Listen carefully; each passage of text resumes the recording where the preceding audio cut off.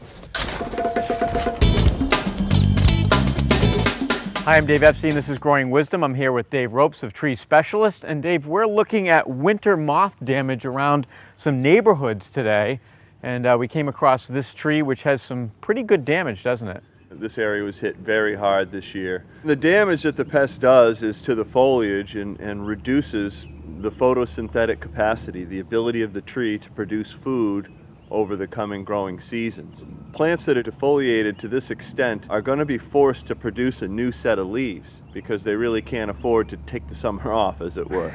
And that really requires a tremendous amount of resources, water and food materials. So average homeowner, what can they do to kind of help Mr. Tree, who's got to put out all these new leaves? Yeah, I mean, so what you're dealing with is a recovering patient that's going to need watering, perhaps fertilizing, and mulching to trap moisture and to recycle nutrients down into the soil.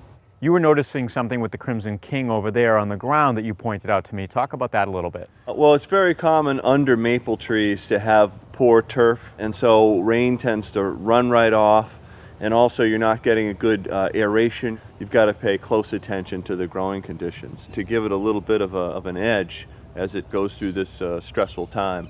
All right, so this year I didn't do anything. This is my damage. What does this mean for next year? Well, if you see this much damage, that means you have a lot of insects that are well fed and are going to produce a large breeding population. So you're going to really want to make arrangements over this coming winter to be on a spray control program so that you're taking care of the caterpillars for next spring. So Dave, like any other pest, they probably have their favorite meals. What's its favorite meal? Well, they seem to really like maples. They also love fruit trees, cherries, apples, pears, even ornamental fruit trees. But when they're hungry, they'll eat just about any deciduous plant.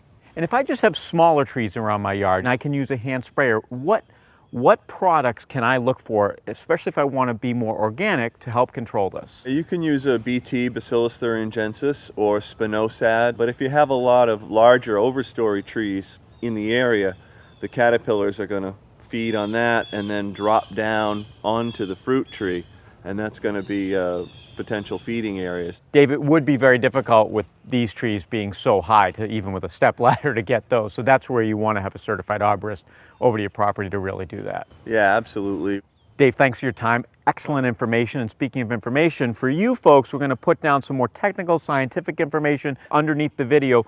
You'll have to go to Growing Wisdom to get that information. And of course, we want you to come back every week for all of our updates, all of our videos here at Growing Wisdom.